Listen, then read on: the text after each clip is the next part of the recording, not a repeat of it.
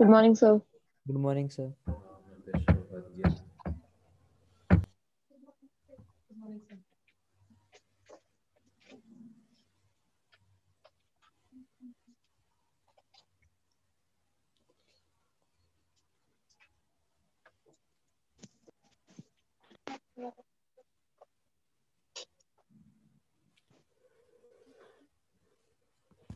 देखिए circular complete हो, कहीं पे डाउट है तो पूछ लीजिए। कोई कॉन्सेप्ट है जो नहीं समझ में आया, न्यूमेरिकल के लिए मैं टाइम बता दूंगा आप लोगों को।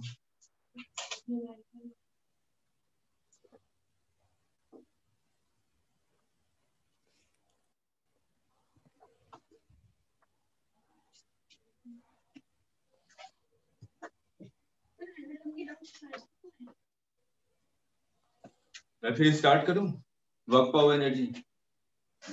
Yes, sir.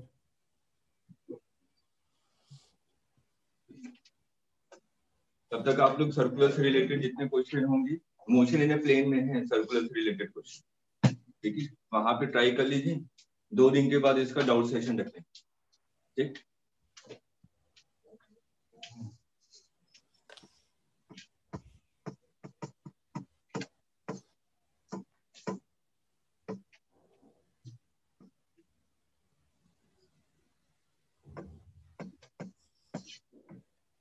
अब देखिए वर्क क्या है आपका, स्केलर क्वांटिटी, यूनिट जूल।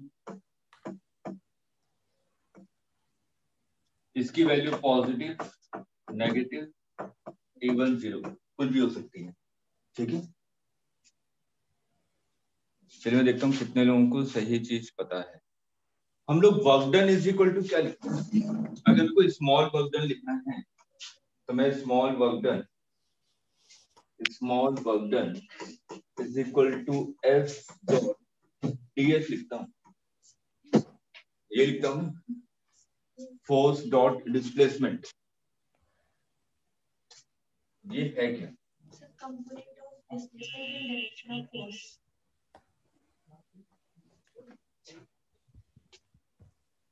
सोच के बताइए। सर प्लीज रिपीट कर दीजिए क्वेश्चन। मैं सिंपल ये कह रहा हूँ कि small work done is equal to F dot ds। ये ds किस चीज को रिप्रेजेंट करता है? Displacement of object. नहीं डायरेक्शन लिखेंगे, डॉट ले चुका हूँ। हाँ सिंपल डिस्प्लेसमेंट ऑफ ऑब्जेक्ट, क्या सही है? नहीं सर, डिस्टेंस करेगा ना सर, डिस्प्लेसमेंट पर डिस्टेंस करेगा सर, डिस्प्लेसमेंट तो फिर जीरो डिस्प्लेसमेंट होता है। सर क्योंकि हम और थोड़े क्लियर है, इसका मतलब वेक्टर क्वांटिटी होगा, वेक्टर क्वांटिटी डिस्प्लेसमेंट होता है। हाँ बताइए ऋतिक, क्या बता रहे हैं?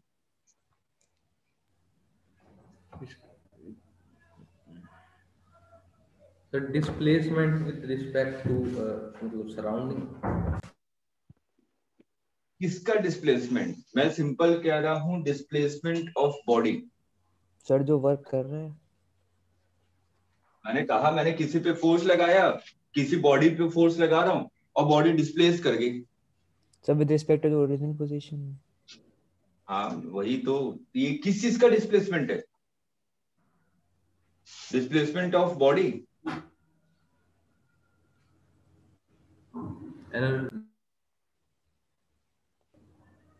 एनर्जी वर्क पावर एनर्जी पहली बार नहीं, कम से कम तीसरी बार तो पढ़ ही रहे होंगे। बताइए बताइए। Sir point application displacement. बोलिए ऋतिक, क्या बोल रहे हैं? Point application displacement of point application. Displacement of point of application. Displacement from the point of application. नहीं, displacement of point of application, ठीक है। इसको याद रखिएगा, डिस्प्लेसमेंट ऑफ, और ये मैं समझा रहा हूँ इसको, displacement of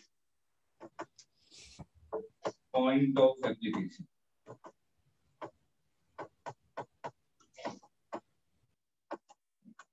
displacement of body नहीं, displacement of point of application. मतलब कि जिस पॉइंट पे आपने फोर्स अप्लाई किया है वो कितना डिस्प्लेस हो रहा है।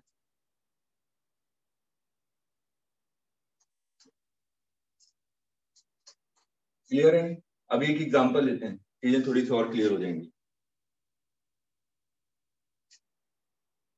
ऋतिक, मीनाक्षी, वीडियो ऑन कीजिए।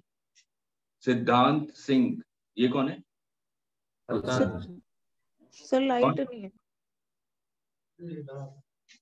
ऑफलाइन अभी आया था ना, इसलिए रीसेंड कराई सारी वीडियो बना।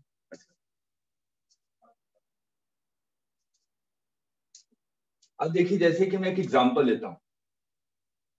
देखिए, वर्क पावर एनर्जी बहुत इंपॉर्टेंट है, चीजें आप लोगों को आती हैं, लेकिन अगर नया कॉन्सेप्ट कुछ भी बताऊं तो उसको ध्यान रखिएगा। ओवर कॉन्फिडेंस मत रहिएगा कि मेरे को आती हैं चीजें, ठीक है? क्योंकि आगे वाला रोटेशन पार्ट भी पढ़ना है। 3 चैप्टर इससे कोरिलेट होंगे वर्क पावर एनर्जी से। इलेक्ट्रोस्टैट, ग्रेविटेशन, एसएचएम, 3 चैप्टर है इससे रिलेटेड वर्क पावर एनर्जी से। मैंने कहा कि एक बॉडी है, मान लीजिए कि रिजिड बॉडी है एम मास का, इस पे आपने फोर्स अप्लाई किया, तो पॉइंट ऑफ एप्लीकेशन का मतलब क्या हुआ? जिस पॉइंट पे आपने फोर्स अप्लाई किया है, ठीक है, तो ये क्या हो जाएगा? Point of application.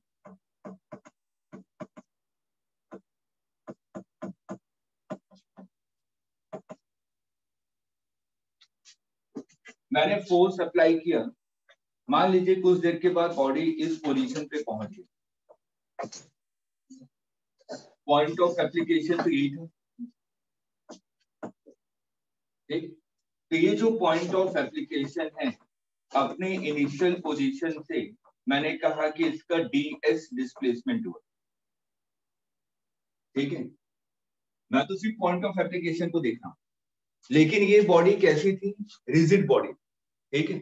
अगर ये रिजिड बॉडी है तो जितना बॉडी ने डिस्प्लेसमेंट किया होगा उतना ही पॉइंट ऑफ एप्लीकेशन भी मूव किया होगा, क्योंकि बॉडी आपकी रिजिड है, ठीक है?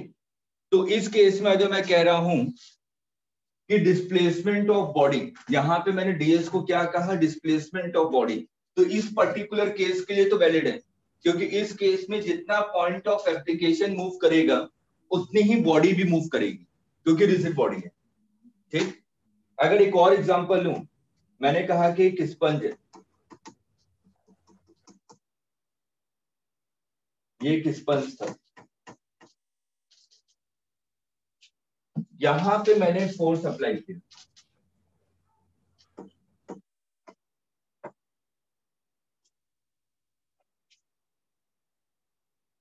ये होगा पॉइंट ऑफ एप्लीकेशन।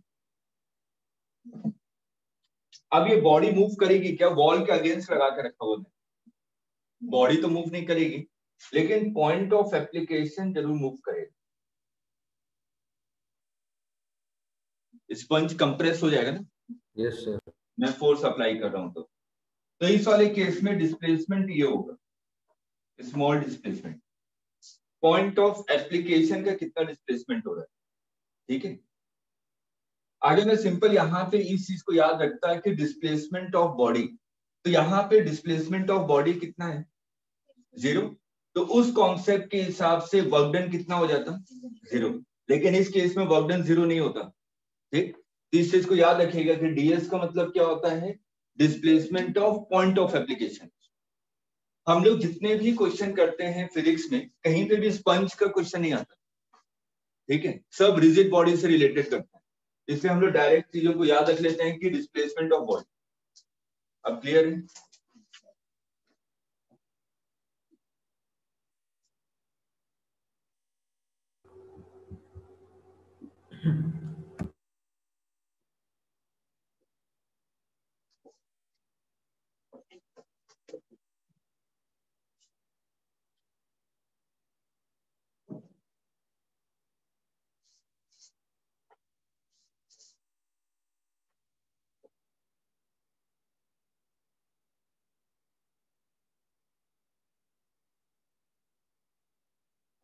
नोट कर लिया?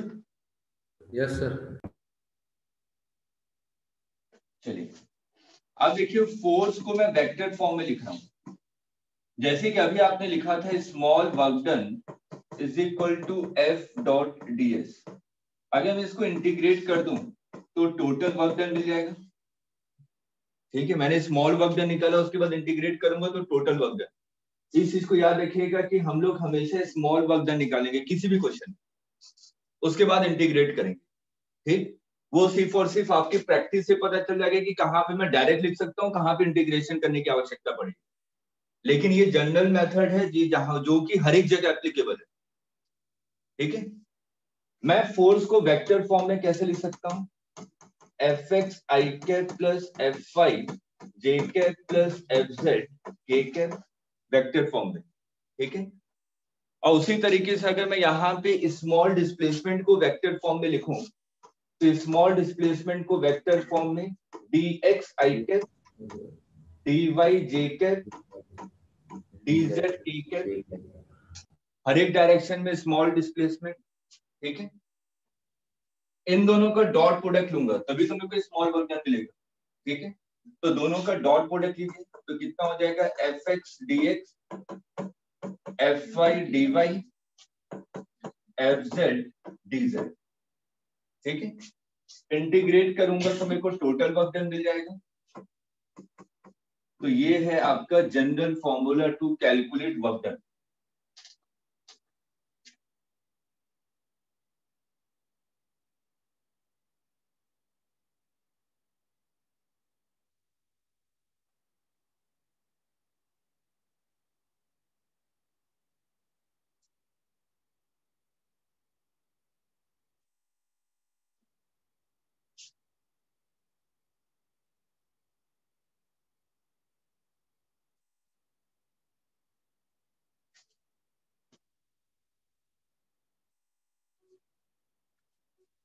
यहां तक क्लियर है? चलिए सिंपल सा क्वेश्चन, मैंने कहा कि force is equal to 2i cap plus 3j cap plus k cap. Particle पहले ए पोजीशन पे था 1,1, पार्टिकल बी पोजीशन पे पहुंच गया 2,3। मैंने किसी पार्टिकल पे फोर्स अप्लाई किया, पार्टिकल की इनिशियल पोजीशन थी ए और फाइनल पोजीशन है बी, तो find work done by force, find work done by force. Simple सा क्वेश्चन है।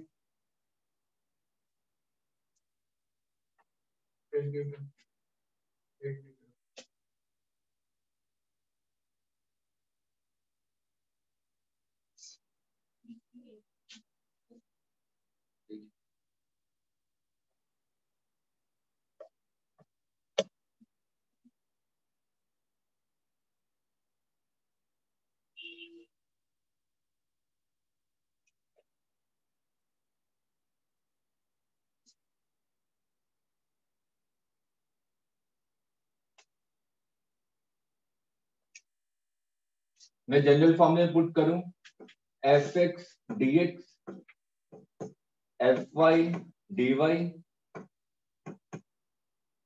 एफ जेड डी जेड,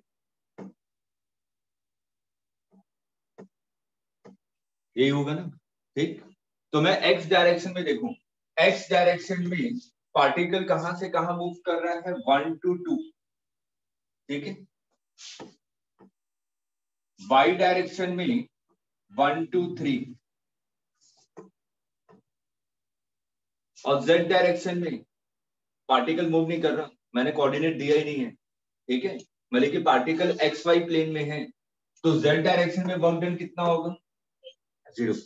ठीक है, अब इसको कर लीजिए सिंपल, 2x मतलब कि 2 into 1 प्लस 3/3 minus 1।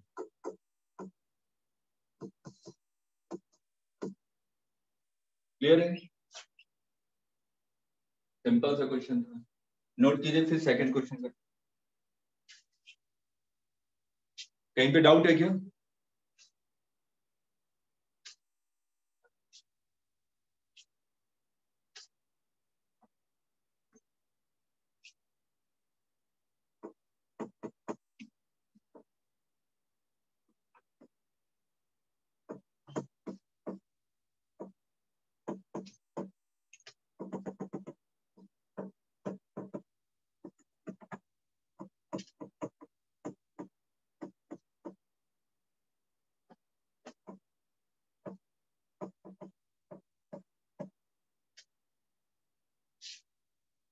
सर ये y में 1 2 3 कैसे गया?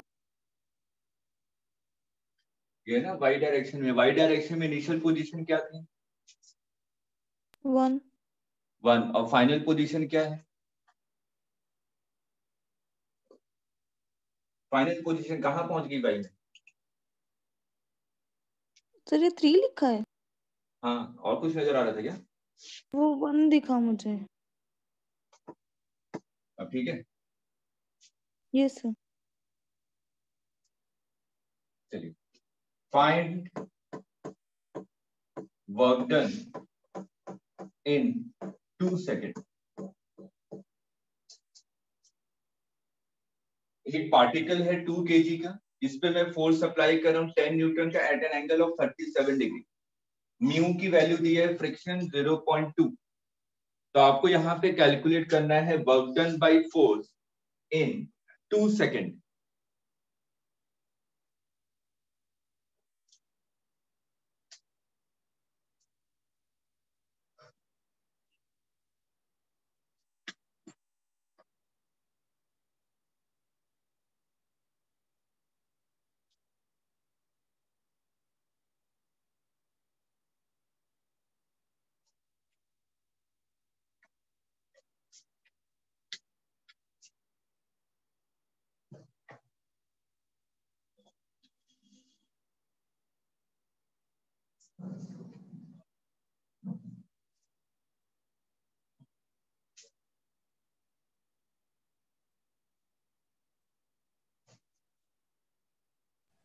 सर हाँ 32 बोलिए।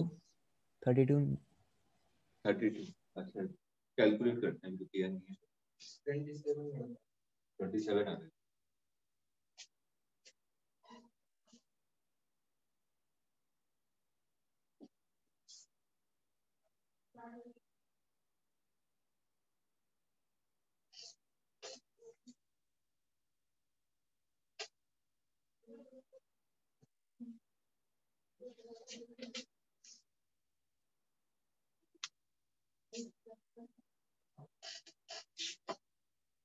देखिए इसके कंपोनेंट निकाल लीजिए। 10 cos 37 कितना हो जाएगा?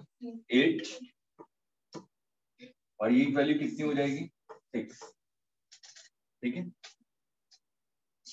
नीचे की तरफ कितना हो जाएगा? mg 20। और ऊपर की तरफ नॉर्मल। मैं दोनों तरफ एफईडी बनाऊंगा, इस चीज को ध्यान में रखिएगा। जल्दबाजी में सिर्फ और सिर्फ हॉरिजॉन्टल डायरेक्शन को मत देखिएगा, वर्टिकल पे भी कंसीडर कीजिएगा। ठीक। तो यहाँ पे अगर मैं देखूं n + 6 किसके इक्वल है? 20 के इक्वल। तो n + 6 = 20। तो n की वैल्यू कितनी हो जाएगी आपकी? 14 न्यूटन। मतलब कि नॉर्मल कितना लग रहा है? 14 न्यूटन के इक्वल। अब अगर मैं हॉरिजॉन्टल डायरेक्शन में देखूं तो हॉरिजॉन्टल डायरेक्शन में पार्टिकल पे फोर्स लग रहा है 8 न्यूटन का।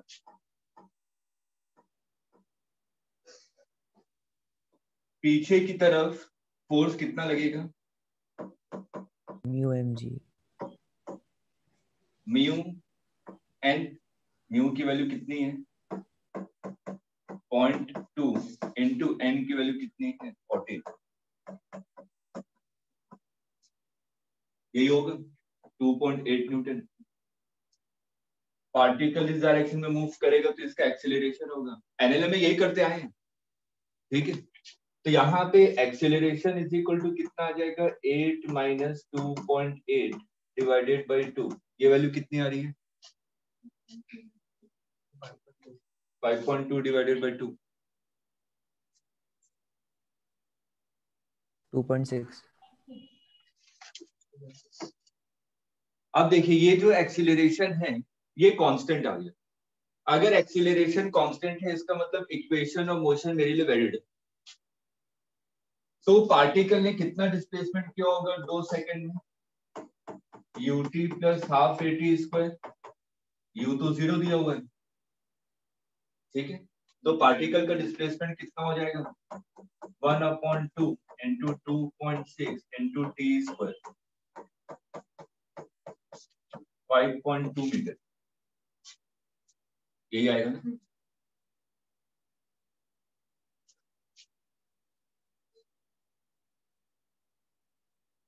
वर्क डन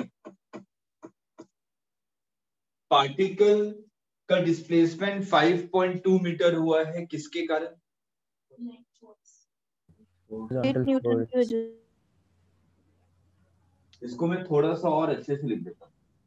देखिए, क्वेश्चन में जब भी वर्क डन आए तो हमेशा ये देखिए कि वर्क डन किसके कारण पूछा गया।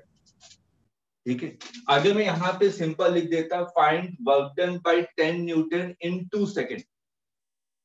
ठीक है, इसी क्वेश्चन को मैंने यहाँ पे लिख दिया वर्क डन बाय 10 न्यूटन इन 2 सेकेंड।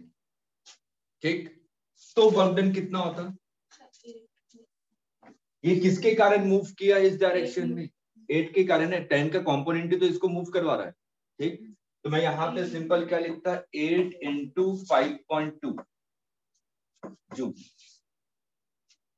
ठीक है, 8 न्यूटन भी इसी डायरेक्शन में, डिस्प्लेसमेंट भी इसी डायरेक्शन में, इसलिए डॉट प्रोडक्ट की वैल्यू कितनी हो जाएगी? मतलब कि एंगल कितना है? 0। cos 0 is equal to 1। अगर मैं यहां पे लिख देता work done by net force, तब मैं क्या लेता? 8 माइनस 2.8। अगर मैं नेट फोर्स लिखता यहां पे find work done by net force, तो कौन सा नेट फोर्स इसको मूव करवा रहा है? 8 माइनस 2.8 ना, 5.2 के कारण ये आगे मूव कर रहा है। अगर मैं यहां पे लिख देता find work done by friction, तो फ्रिक्शनल फोर्स तो इधर है और डिस्प्लेसमेंट इस डायरेक्शन में है, तो दोनों के बीच में एंगल 180, cos 180 की वैल्यू माइनस। ठीक है, अभी अगला क्वेश्चन वही करवा रहा हूं, हर एक फोर्स के कारण वर्क डन निकालेंगे।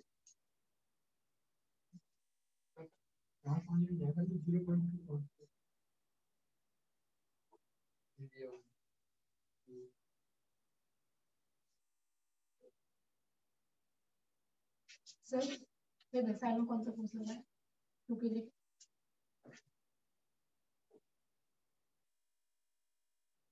क्लियर है यहां तक? नेक्स्ट क्वेश्चन में जितनी चीजें सोचनी आराम से सोचिए, और इंपॉर्टेंट क्वेश्चन है, मतलब कि कॉन्सेप्ट इंपॉर्टेंट है, क्वेश्चन तो इंपॉर्टेंट।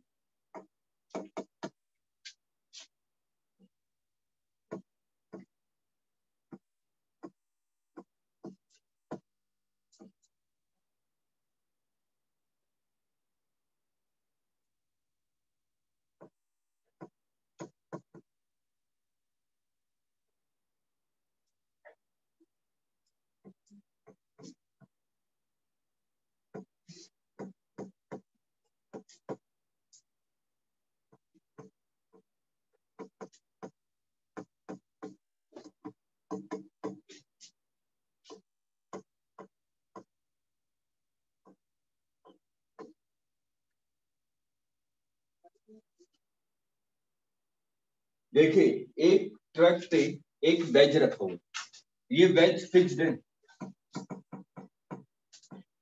मूव नहीं कर रहा।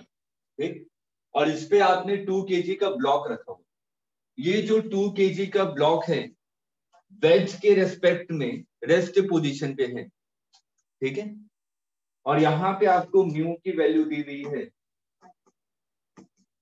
0.5 ब्लॉक और वेज के बीच में। तो पहला part, find work done in 2 second by कौन सा फोर्स? पहला फोर्स हम लोग लिख रहे हैं friction, second normal, third gravity.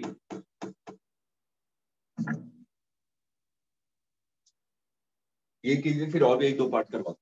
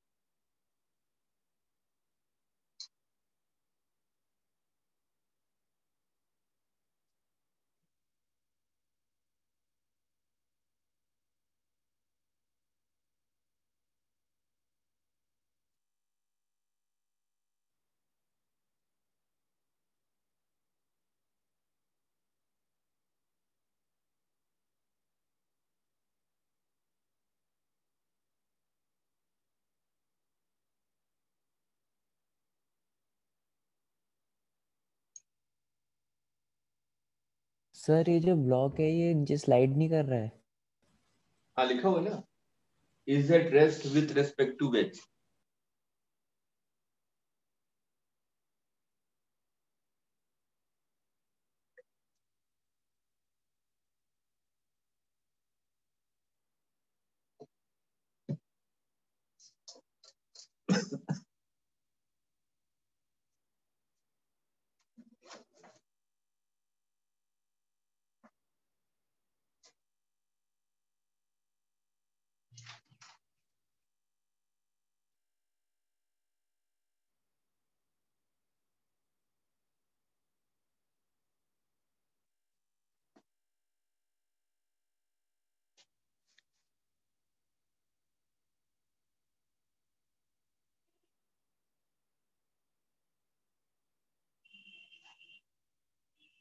Try कर लिया?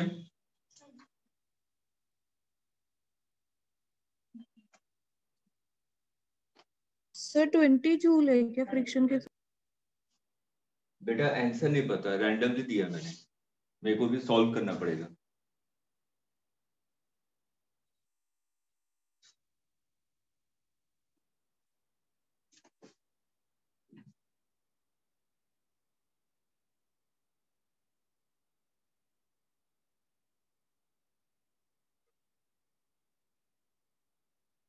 चलिए देखते हैं।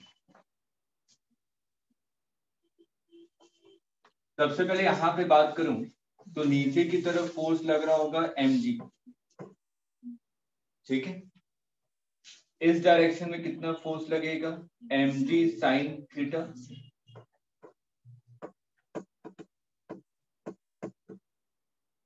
ठीक है। अब सिंपल ये देखिए, यहाँ पे क्वेश्चन में क्या लिखा हुआ है कि वेज के रेस्पेक्ट में ये 2 kg वाला क्या है, रेस्ट के पोजीशन पे। अगर 2 kg को रेस्ट पे रहना है तो फ्रिक्शन ऊपर की तरफ लगना चाहिए, जो कि 2g sin थीटा के इक्वल होगा, तभी तो ये रेस्ट पे रहेगा, अदरवाइज मूव कर जाएगा। कांस्टेंट वेलोसिटी है, ठीक है। और इसमें हम लोग वो नहीं करेंगे, friction is equal to mu S into N. मैंने क्या बताया था, जब भी कोई भी पार्टिकल रेस्ट पोजीशन पे हो तो हमेशा फ्रिक्शनल किसके इक्वल होता है? अप्लाइड फोर्स के। म्यू इनटू एन तो लिमिटिंग फ्रिक्शन है, आया समझ में? ठीक है, जल्दबाजी में ये गड़बड़ मत कीजिएगा। अगर ऑब्जर्वर यहाँ पे बैठा हुआ है, सर क्या पिछले हुआ? क्वेश्चन में म्यू एस इनटू एन किया था, हाँ नॉर्मल निकाल के, इसमें म्यू एस इनटू एन नहीं कर रहे हैं। उसमें बॉडी मूव कर रही थी बेटा, बॉडी मूव कर रही तो कौन सा फ्रिक्शन होगा? काइनेटिक, ठीक है। अब वो तो कांस्टेंट होता है। इस वाले में देखिए, ये आपका रेस्ट पोजीशन पे है विथ रिस्पेक्ट टू वेज। अगर रेस्ट पोजीशन पे है तो अगर मान लीजिए कि ऑब्जर्वर यहाँ पे बैठा हुआ है वेज पे, तो उसको क्या नजर आएगा कि 2 kg तो इसी पोजीशन पे है हमेशा। अगर 2 kg इसी पोजीशन पे, इसका मतलब इस पे जितना नीचे की तरफ फोर्स लग रहा होगा उतना ही फोर्स ऊपर की तरफ लगना चाहिए, तभी रेस्ट पे रहेगा, अदरवाइज मूव कर जाएगा। तो फ्रिक्शन की वैल्यू कितनी आ गई? mg sin theta. Friction is equal to 20 sin theta 3/5 12 newton. यहां तक क्लियर है? ये क्लियर है फर्स्ट पार्ट। अब ये एंगल 37, ये कुछ ऐसी ब्लॉक है, वैसे ब्लॉक को पॉइंट मान ले रहा हूं, ठीक। ये एंगल 37, तो ये वाला एंगल भी कितना होगा? 37। मेरे को वर्क डन निकालना है 2 सेकंड में, ठीक। तो मेरे को तो ये देखना पड़ेगा ना कि 2 सेकंड में पार्टिकल कितना मूव कर गया, ठीक। तो 2 सेकंड में पार्टिकल कितना मूव करेगा? पहले यहां पे था, 2 सेकंड में यहां पहुंच चुका होगा, ट्रक तो यहां आ चुका होगा ना, ठीक है। तो इसका मतलब कितना डिस्टेंस इसमें मूव कर गया? 4 × 2 8 मीटर। ये क्लियर है, ठीक। 4 into 2 8. अच्छा डिस्प्लेसमेंट इस डायरेक्शन में है, ठीक। फ्रिक्शनल फोर्स इस डायरेक्शन में लग रहा है। हमारे पास फॉर्मूला क्या है? F.S, यही होता है ना, Fs cos theta, general formula work done का। हम लोग तो ये लिख रहे थे ना, F.ds, डॉट प्रोडक्ट का मतलब क्या होता है? Fs cos थीटा, ठीक। तो यहां पे फ्रिक्शनल फोर्स और डिस्प्लेसमेंट के बीच में एंगल कितना है? cos 180 - 37, ठीक है। तो वर्क डन बाय फ्रिक्शन कितना हो जाएगा? Work done by friction 12 into displacement into cos 180 - 37, cos 180 minus theta minus cos theta, तो ये हो जाएगा -12 into 8 into cos 37 की वैल्यू 4/5। अब देख लीजिए, फर्स्ट पार्ट क्लियर है, वर्क डन बाय फ्रिक्शन आ गया।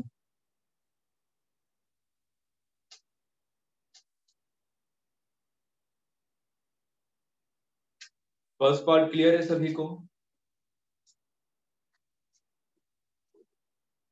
Yes, sir.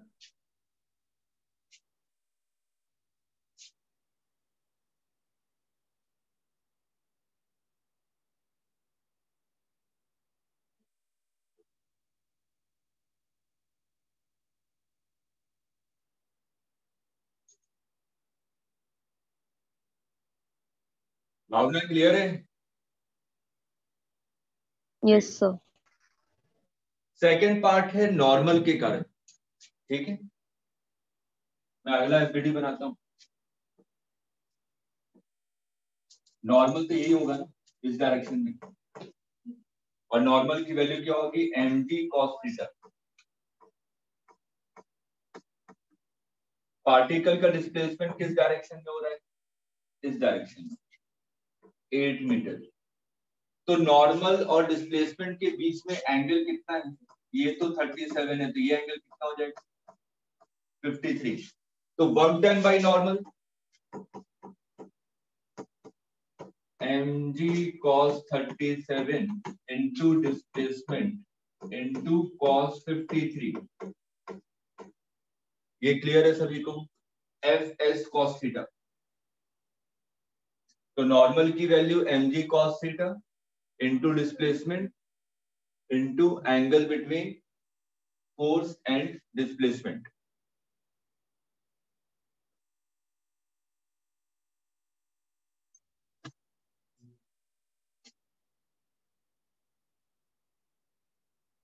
क्लियर यहां तक? yes sir. ठीक है। थर्ड पार्ट पे आते हैं। हमें क्या निकालना था? Work done by gravity. Gravitational force नीचे की तरफ लग रहा है mg, डिस्प्लेसमेंट इस डायरेक्शन में हो रहा है, इन दोनों के बीच में एंगल 90, cos 90 की वैल्यू 0, तो work done by gravity will be equal to 0।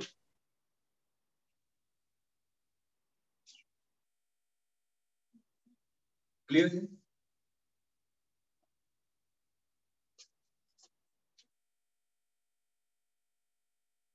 यहां तक क्लियर है सभी को? Yes. चलिए एक पार्ट और दे देता हूं। Work done by friction in 2 seconds with respect to truck.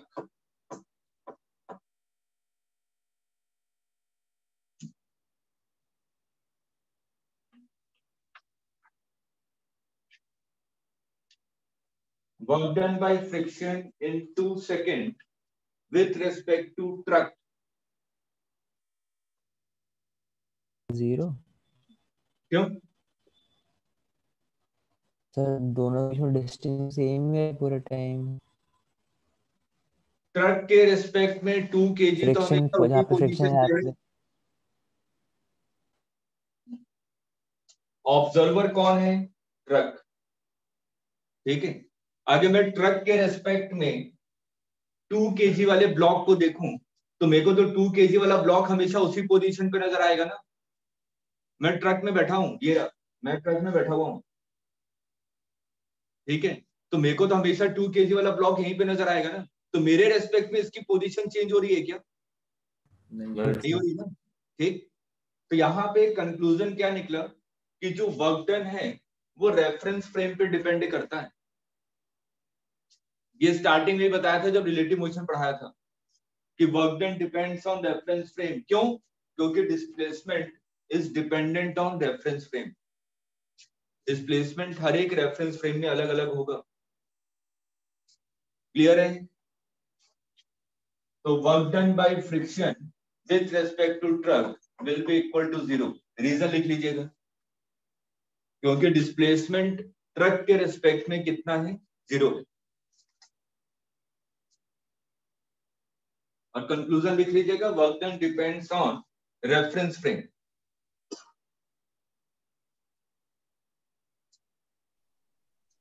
Sir एक बार रीजन दोबारा बता दीजिए। आगे मैं ट्रक के रेस्पेक्ट में 2 kg वाले ब्लॉक को देखूं तो मेरे को तो वो उसी पोजीशन पे नजर आएगा ना। मेरे रेस्पेक्ट में 2 kg की पोजीशन चेंज हो रही है क्या?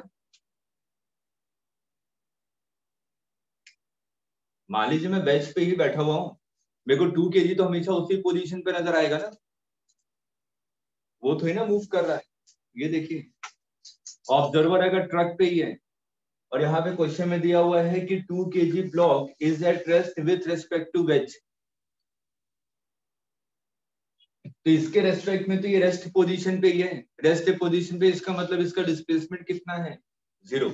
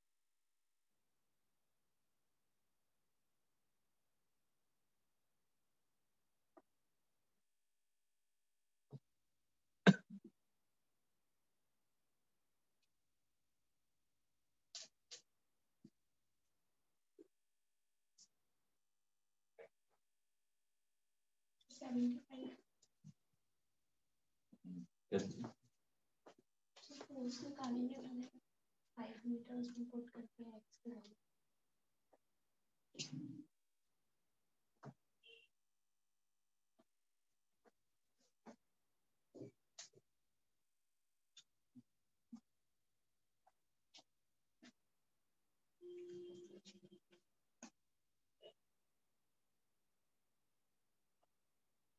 सर टाइम है, कुछ टाइम गिवन है कोई?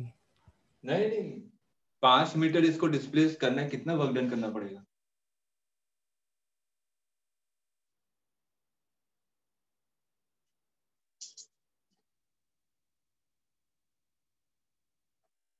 आशो मीनाक्षी वीडियो ऑन रखिए। 75 सर 25 25 सर 30 सर 30 30 कैसे निकाला? सर इसको इंटीग्रेट किया फोर्स को। क्यों? सर क्योंकि टोटल वर्क डन निकालना है तो इंटीग्रेट करते हैं ना। क्यों? सर आप ही ने तो बताया था। अरे मेरे बताने से क्या? सर टोटल वर्क डन निकालने के लिए इंटीग्रेट करते हैं तो उसको इंटीग्रेट किया, फिर 2x का अब देखिए, इंटीग्रेशन। जो हम लोग स्मॉल वर्क डन हमेशा निकाले तो उसके बाद इंटीग्रेट करे, तो उसका रीजन मैं यहाँ पे दे रहा हूँ कि ऐसा क्यों कर रहे थे। ठीक है, अगर मैं यहाँ पे फोर्स की वैल्यू देखूं तो ये तो आपका एक्स पे डिपेंड कर रहा है।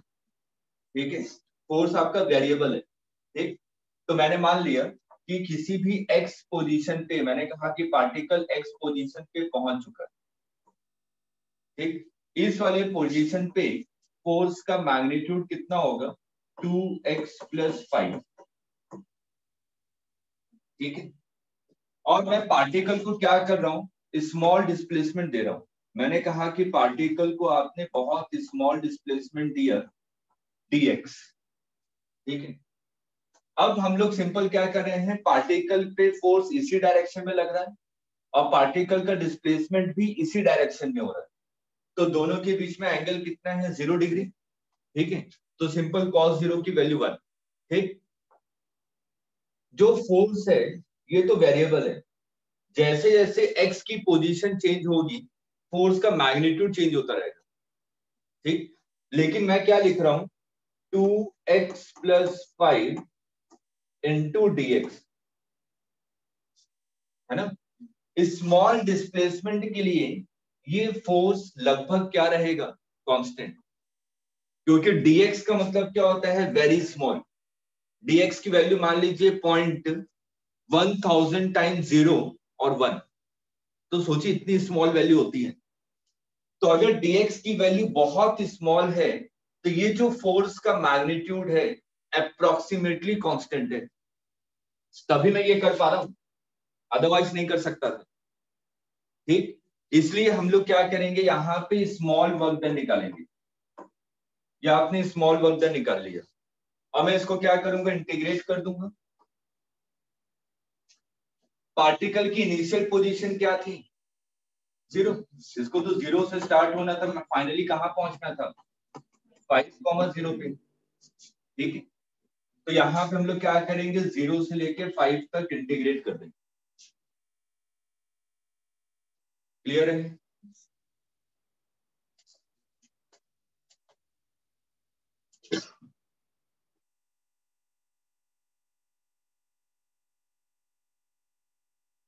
कितनी वैल्यू आ रही है इसकी? 30।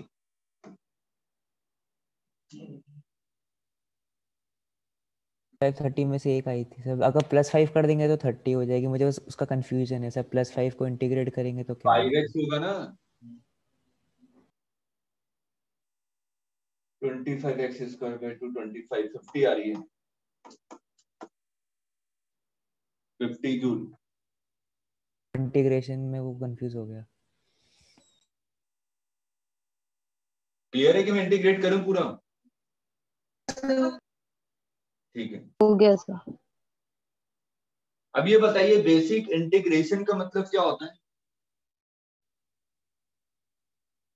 Area under the curve. Area under the curve.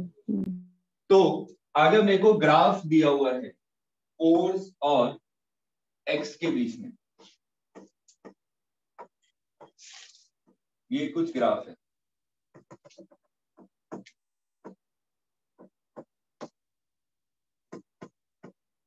और मेरे से पूछा find work done by force, तो मैं सिंपल क्या करूंगा? एरिया निकाल दूंगा। ठीक है, लिख लीजिए सिंपल सा question, find work done by force, area under the curve 10 into 4 plus half base into 5।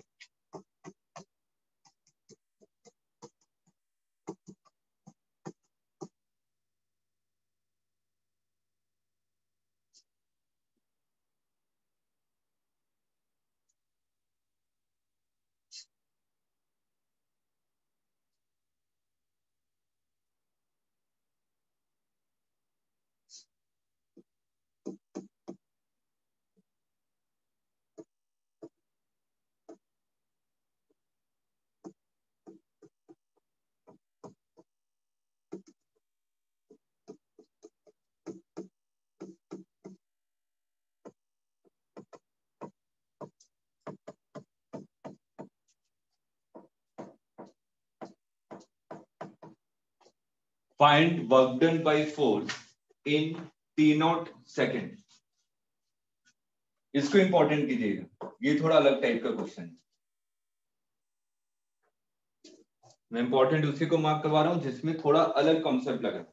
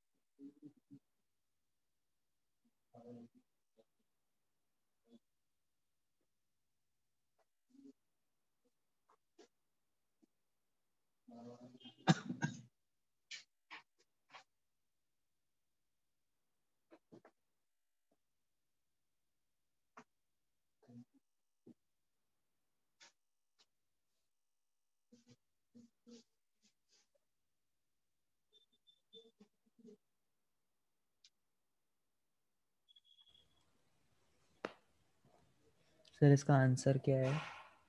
आप बताएंगे। सर बड़ा अजीब सा है, बहुत ही ज्यादा अजीब सा है। हाँ तो बताइए।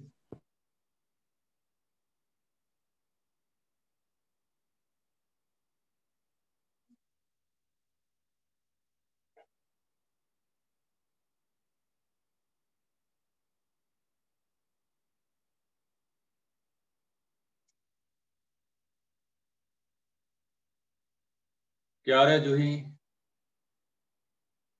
सर नहीं हो रहा। नहीं हो रहा। भावना? सर थोड़ा खतरनाक सा आ रहा है। ये बहुत खतरनाक सा ही आ रहा है सर। खतरनाक क्या क्या बताइए एक बार। क्या आ रहा है?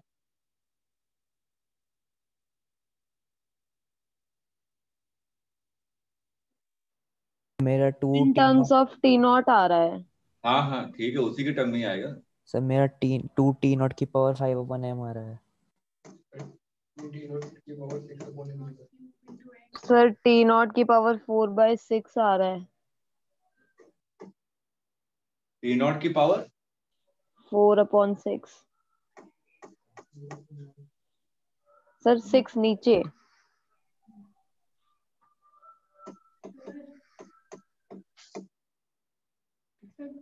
चलिए एक और ऑप्शन बता दीजिए।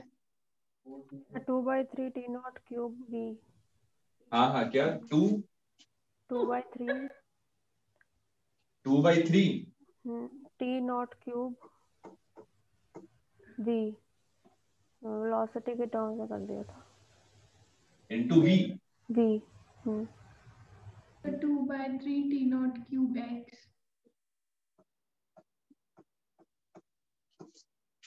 सर मेरा भी ये v वाला ही आ रहा है 2t बाय मतलब t की पावर 3 डॉट v वो वाला। इसमें से एक भी ऑप्शन करेक्ट नहीं है। Sir 2/3 t cube x। हाँ सर 2/3।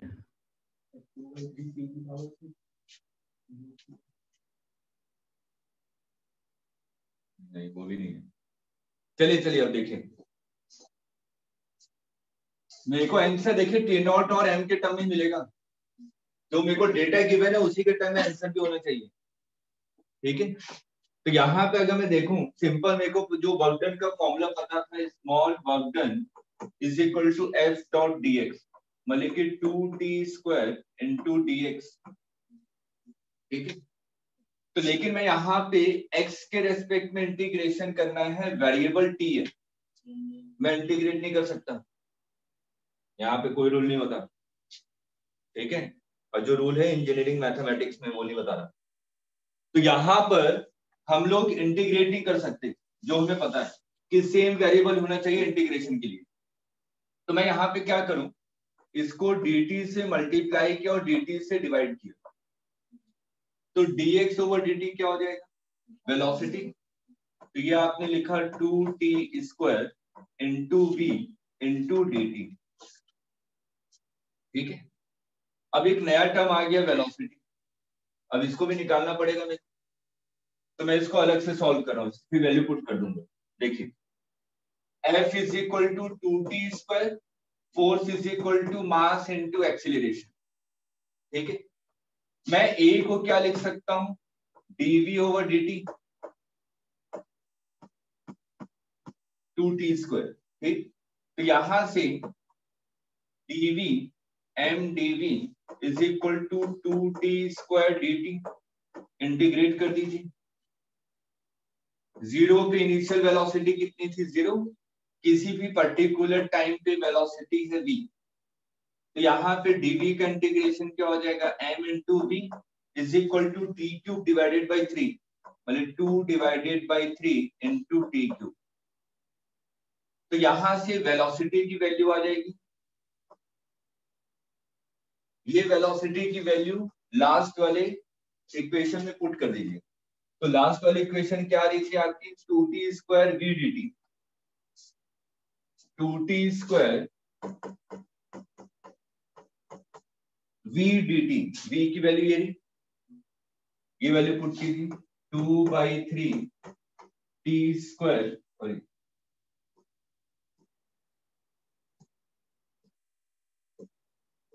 यही होगा। इसको थोड़ा सा सिंप्लीफाई कर लीजिए, 4/3m t की पावर 5 dt। इंटीग्रेट कहां से कहां तक करना है, 0 से लेके t नॉट तक। तो ये कितना हो जाएगा, 4/3m t की पावर 5, ये कितना हो जाएगा, t की पावर 6 डिवाइडेड बाई 6,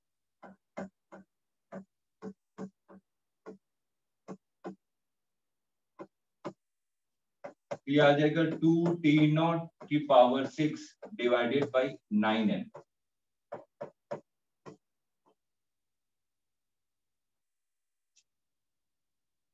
क्लियर है? आप लोगों ने सिर्फ आधा ही करके छोड़ दिया, थोड़ा सा और आगे करते हो जाता।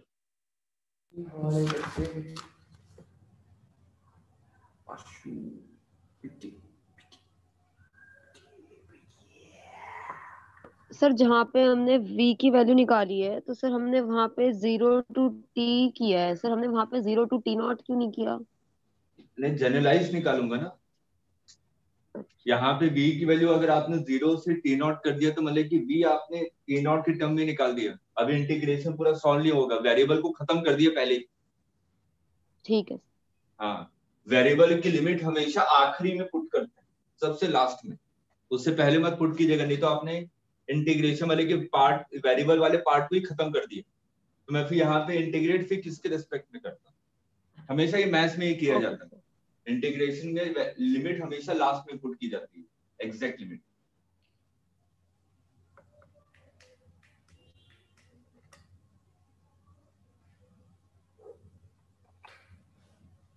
क्लियर है सबको?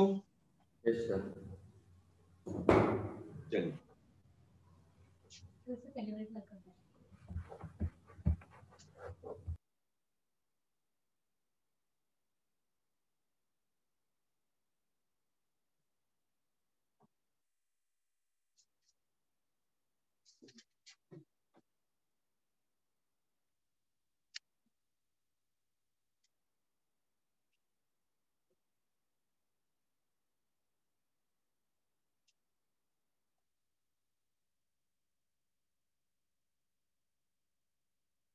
अब देखिए next topic conservative and non conservative force. Conservative and non conservative force.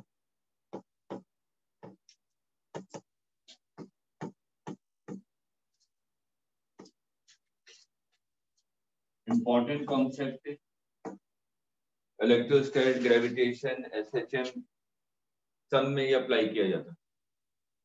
अब ये बताइए कंजर्वेटिव और नॉन कंजर्वेटिव फोर्स का मतलब क्या हुआ? तो आपको डेफिनेशन पता होगी।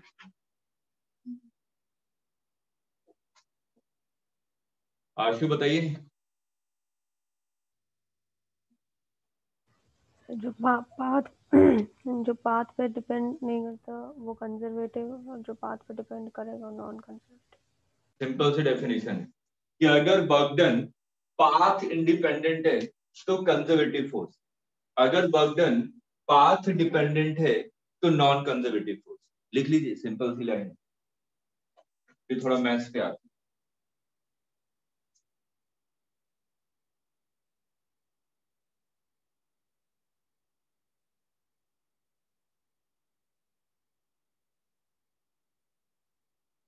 If work done depends on path, non-conservative force.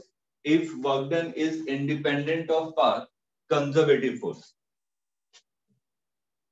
अब जैसे कि मैंने फोर्स लिखा, मैंने एक एक्सप्रेशन दे दिया 2i cap plus 3j cap. ये कैसा फोर्स है, कंजर्वेटिव कि नॉन कंजर्वेटिव?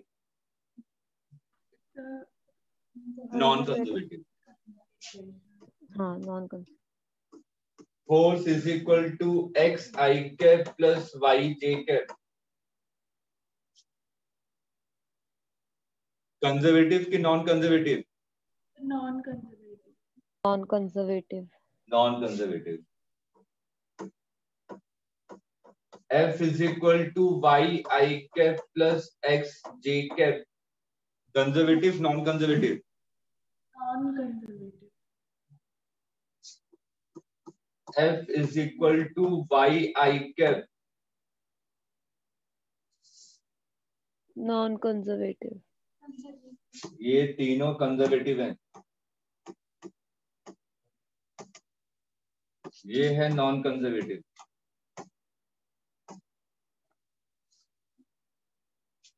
क्वेश्चन डेफिनेशन से ना पूछेगा, क्वेश्चन तो ऐसा देगा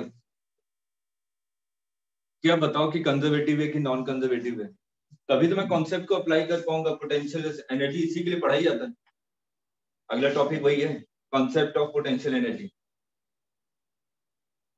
अब बताइए कि मैं मैथ से कैसे समझूं कि मेरे को ये कंजर्वेटिव दे रहा है। मैं तीनों एग्जांपल ले रहा हूं और प्रूफ करेंगे कि ये कंजर्वेटिव है। उसके बाद आप लोग डायरेक्ट मैथमेटिकल एक्सप्रेशन को देख के बता सकते हैं कि हाँ ये कंजर्वेटिव है नॉन कंजर्वेटिव है, विदाउट पेन को उठाए।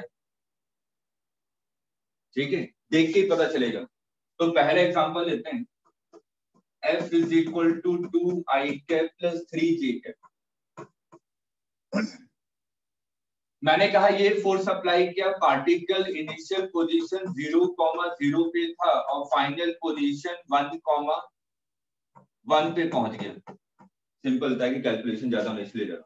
ठीक है, पार्टिकल पहले ए पोजीशन पे था, फाइनली बी पोजीशन पे पहुंच गया। तो मैं वर्क डन कैसे निकालूंगा? जनरल फॉर्मूला वर्क डन का क्या था? Fx dx। Fx की वैल्यू कितनी है? 2 dx। Fy dy 3 dy। dz तो है ही नहीं। ठीक, x कहां से कहां तक चेंज हो रहा है? 0 से 1। y भी चेंज हो रहा है 0 से 1। तो ये वैल्यू कितनी हो जाएगी? 2 + 3 5 क्यूब। यही होगा ना? ठीक, तो आपने वर्क डन निकाल लिया। ठीक है। Next xi plus yj, force is equal to xi cap plus yj cap. Particle initial position 0,0 पे था, फाइनली ये आपका 1,1 पे पहुंच गया। यहाँ पे अगर मैं वर्क डन निकालूं, fx की वैल्यू कितनी है, x dx plus y dy, 0 से 1, 0 से 1, तो x square by 2, 1/2 plus 1/2 is equal to 1 joule. ठीक है। Third example, F is equal to y i cap plus x j cap. ठीक, पार्टिकल आपका इनिशियल पोजीशन 0,0 पे था, फाइनली आपका 1,1 पे पहुंच गया। अब मैं यहाँ पे अगर वर्क डन निकालूं तो work done is equal to y dx plus x dy, यही है ना इंटीग्रेशन। अब देखिए यहाँ पे मेरे को x के रेस्पेक्ट में इंटीग्रेशन करना है, वेरिएबल आपका y है, और यहाँ पे y के रेस्पेक्ट में इंटीग्रेशन करना है, वेरिएबल x है। ठीक है, तो यहाँ पे मैं डायरेक्ट इंटीग्रेशन तो नहीं कर सकता। ठीक, तो यहाँ पे मैं यूज करूंगा पार्शियल इंटीग्रेशन। ठीक, x को छोड़कर जो वेरिएबल है उसको मैं क्या मान लूंगा, कांस्टेंट। ठीक है, तो y को मैंने कांस्टेंट मान लिया, dx का इंटीग्रेशन क्या होगा, x। यहां पर x को कांस्टेंट मान लिया, dy का इंटीग्रेशन क्या होगा, y। अगर ये दोनों वैल्यू सेम आ जाए, ठीक है, तो इसको हम लोग कहते हैं परफेक्ट डिफरेंशियल फॉर्म। ये क्वेश्चन एग्जाम में आया हुआ है मेडिकल में। ठीक है, तो इसको हम लोग कहते हैं परफेक्ट डिफरेंशियल फॉर्म। अब देखिए इसको मैं करूंगा कैसे, मैंने क्या किया, अब मैं इसको लिख सकता हूं dxy। सिंपल, जो भी पार्शियल इंटीग्रेशन का रिजल्ट आ रहा था, अगर ये दोनों इक्वल आ जाए तो इसको dxy लिख दीजिए। dxy का मतलब क्या हुआ, आप लोगों ने पढ़ा, मैं कोई नई चीज नहीं पढ़ा रहा। जैसे PV is equal to nRT, isothermal process, क्योंकि स्टैंडर्ड है, हर जगह पढ़ते हैं आप लोग, फिजिक्स में भी और केमिस्ट्री में भी। मैंने कहा कि आइसोथर्मल प्रोसेस है, इसका मतलब PV इज इक्वल टू क्या है, कांस्टेंट। मैंने कहा इसको डिफरेंशिएट करो, तो आप लोग डिफरेंशिएशन में क्या लिखते हैं, बोलते हैं sir P dV plus V dP is equal to 0, करते हैं कि नहीं। ठीक है, तो यहाँ पे क्या लगाते हैं, प्रोडक्ट रूल। ठीक है, तो उसी तरीके से dxy का मतलब क्या हुआ, dxy का मतलब क्या हुआ, x और y को मैं क्या कर रहा हूँ, डिफरेंशिएट कर रहा हूँ। तो मैं x को कांस्टेंट रखूंगा, किसको डिफरेंशिएट करूंगा, y को कांस्टेंट रखूंगा, किसको डिफरेंशिएट करूंगा, x को। वही चीज वापस मिल गई ना। ठीक है, तो x dy plus y dx, वैसे मैंने कहा कि जो भी पार्शियल इंटीग्रेशन का रिजल्ट आ रहा है उसको सिंपल d के साथ लिख दीजिए। यही तो वर्क डन आ रहा है मेरा। ठीक है,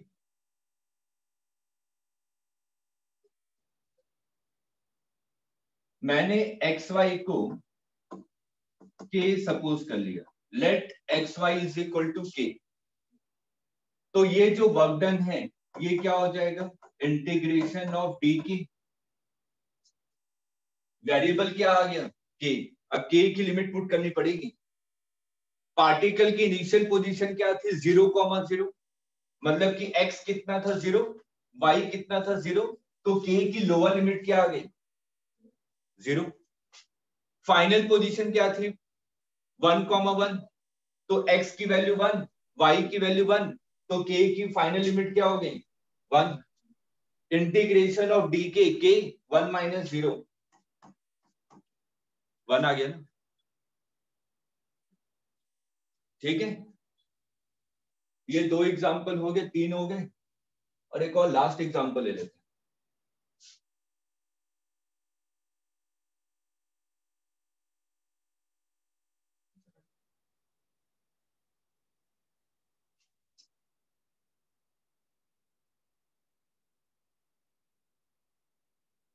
इसी के नीचे ले लेता हूँ लास्ट एग्जाम्पल, फोर्थ एग्जाम्पल। अभी चीजों को समझिए, कल फिर से एक बार बता दूंगा क्योंकि बहुत इंपॉर्टेंट है, मैं इसको छोड़ूंगा नहीं। 4 चैप्टर इससे को रिलेटेड है।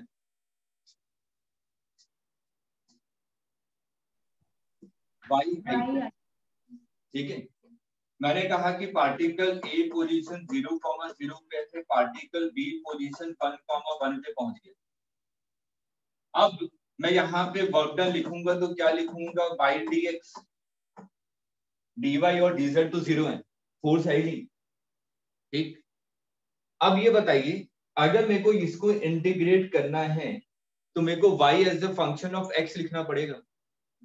जब तक मैं y को x के टर्म में ना लिख पाऊं मैं इसको इंटीग्रेट नहीं कर सकता, और पार्शियल इंटीग्रेशन यहाँ पे यूज नहीं कर सकता, यहाँ पे यूज कर सकता है क्योंकि दो टर्म थे, ठीक है। तो यहाँ पे मैं पार्शियल इंटीग्रेशन यूज नहीं कर सकता।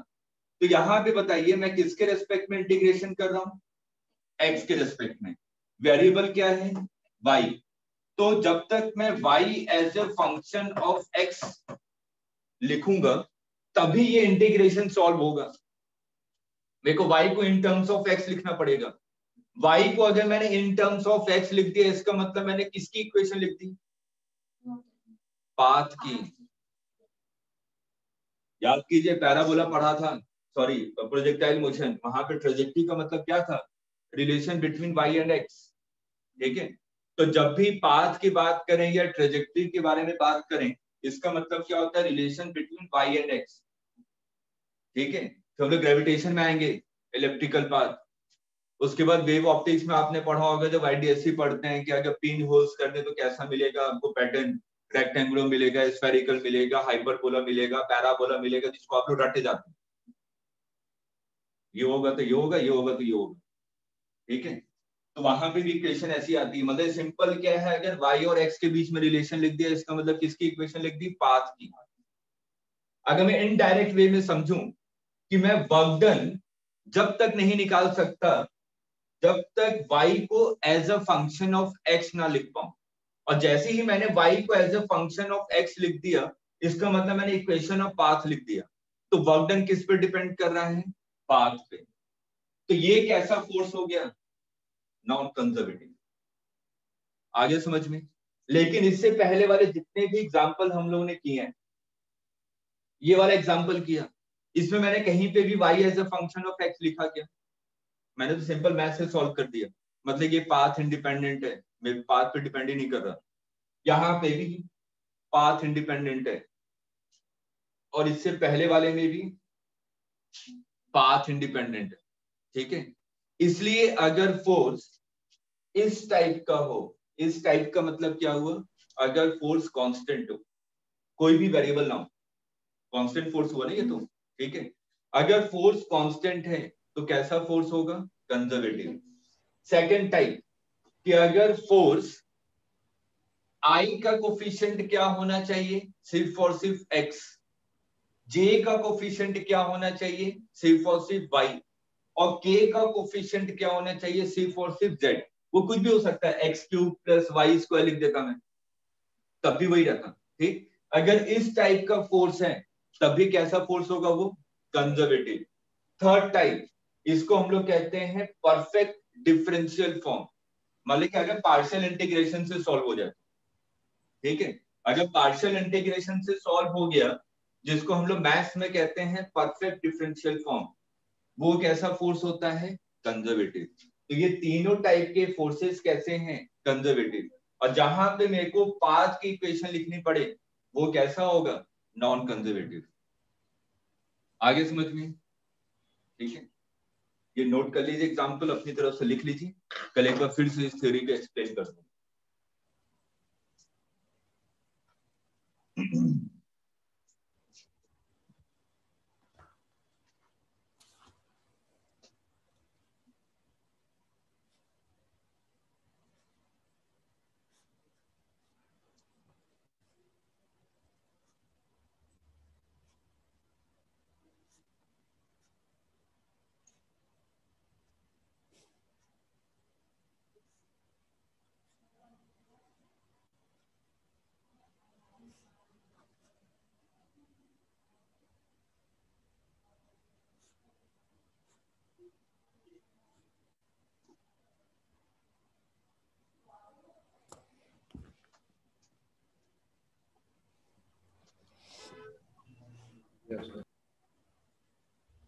फिजिक्स में कंजर्वेटिव फोर्सेस कौन कौन से हैं? Electrostatic force, gravitation force, spring force, ये सभी फोर्सेस कैसे हैं? कंजर्वेटिव इन नेचर, पाथ पे डिपेंड नहीं करते इनके द्वारा वर्क डन। नोट कर लिए?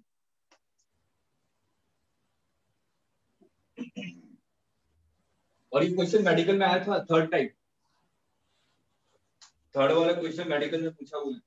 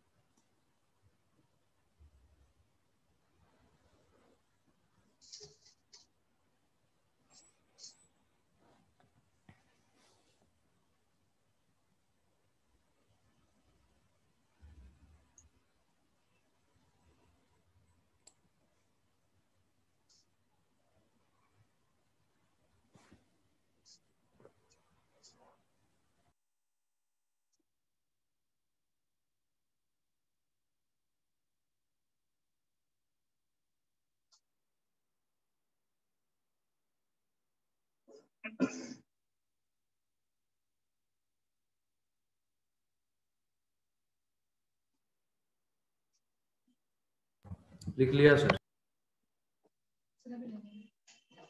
ठीक है, तो नेक्स्ट क्लास में हम लोग पढ़ेंगे पोटेंशियल एनर्जी। ठीक है, क्योंकि पोटेंशियल एनर्जी हम लोग कंजर्वेटिव के लिए ही डिफाइन करते हैं। अगर आपने सभी चैप्टर पढ़े हैं तो आपको याद होगा, ग्रेविटेशन में पोटेंशियल एनर्जी पढ़ते हैं, इलेक्ट्रोस्टैट में पढ़ते हैं, स्प्रिंग में पढ़ते हैं। ठीक है, और उसके बाद मैग्नेटिज्म में जहां पे यूनिफॉर्म मैग्नेटिक फील्ड होती है वहां पे पढ़ते हैं। ठीक है, कि बार मैग्नेट को यूनिफॉर्म मैग्नेटिक फील्ड में रख दिया। इसके अलावा कहीं नहीं पढ़ते पोटेंशियल एनर्जी, याद कर लीजिएगा। इसके अलावा पोटेंशियल एनर्जी कहीं पे इंट्रोड्यूस ही नहीं करते, क्योंकि ये सब कैसे हैं फोर्सेस आपके कंजर्वेटिव। ठीक है, तो नेक्स्ट टाइम हम लोग पोटेंशियल एनर्जी पे डिस्कशन करेंगे। ठीक, चलिए, thank you sir. Thank you. Thank you.